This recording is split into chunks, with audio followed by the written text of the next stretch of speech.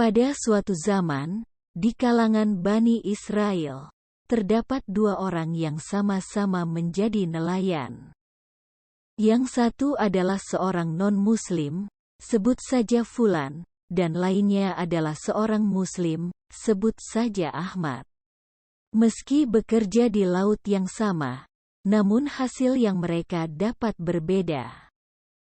Fulan mendapat ikan banyak, sedangkan Ahmad tidak. Ia hanya mendapat sedikit ikan. Bahkan sesekali, pernah hanya satu ikan yang ia peroleh.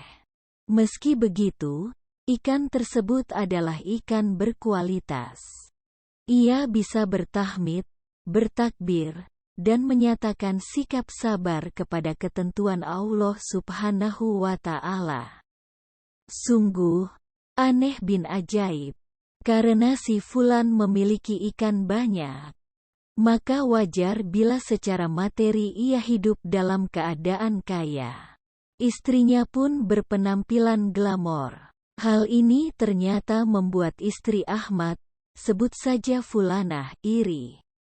Melihat sikap iri itu, setan segera mengambil tindakan. Ia membisikkan kata-kata provokasi kepada lewat mulut istri Fulan.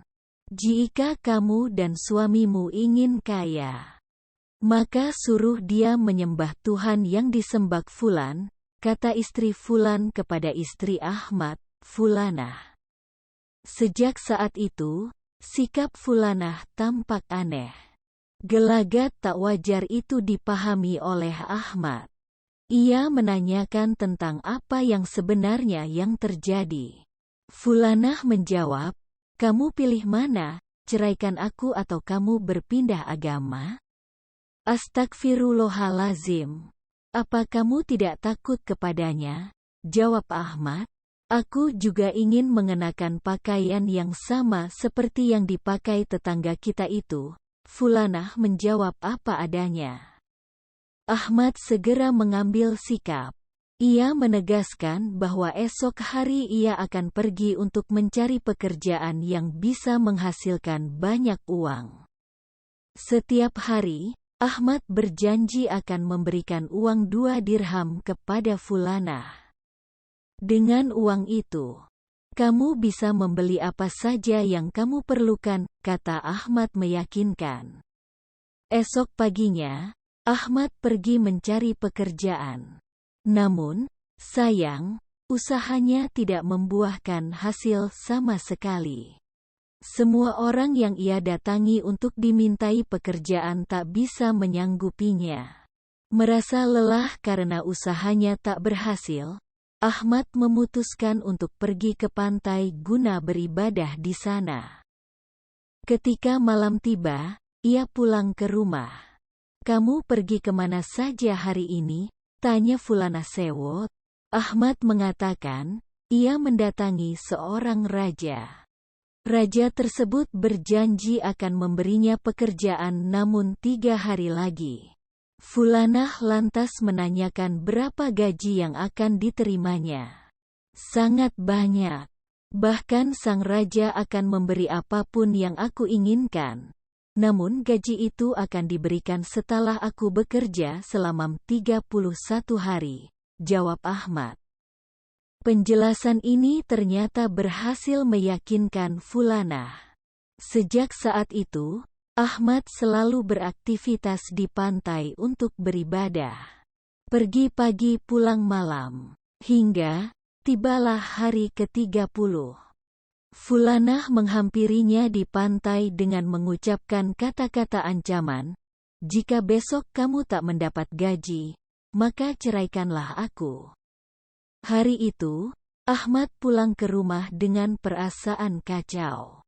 Tanpa diduga, di tengah jalan ia bertemu dengan seorang Yahudi, yang ketika dimintai pekerjaan, ia menyanggupi.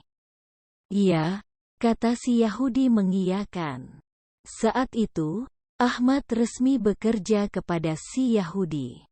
Namun di saat bersamaan, Allah Subhanahu wa Ta'ala menyuruh malaikat Jibril untuk mendatangi istri Ahmad, Fulanah.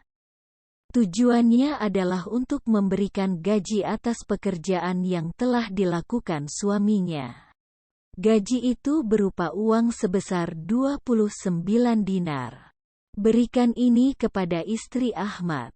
Katakan padanya, aku akan selalu bersama Ahmad selama Ahmad juga bersama aku.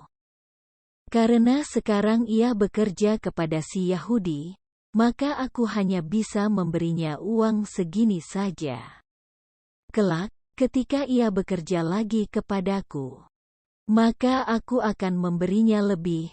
Firman Allah Subhanahu wa Ta'ala kepada Jibril.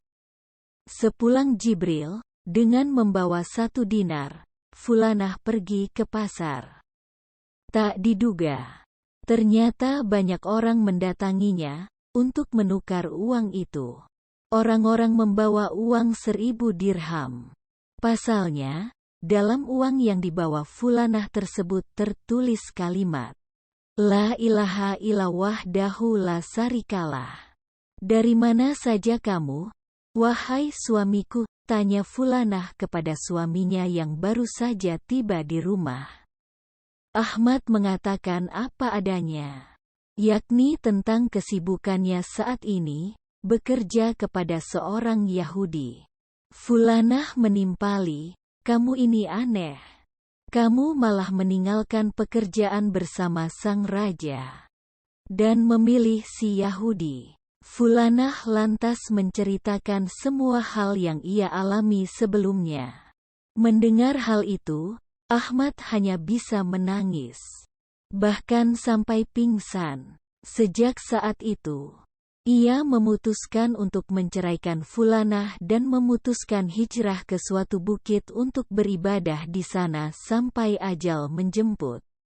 Kisah ini penulis baca dari kitab An-Nawadir karya Al-Kaliubi. Lewat kisah ini kita bisa belajar betapa pentingnya bersandar kepada Allah Subhanahu wa Ta'ala.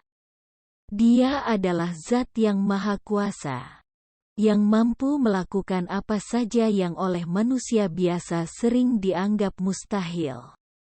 Wallahu a'lam.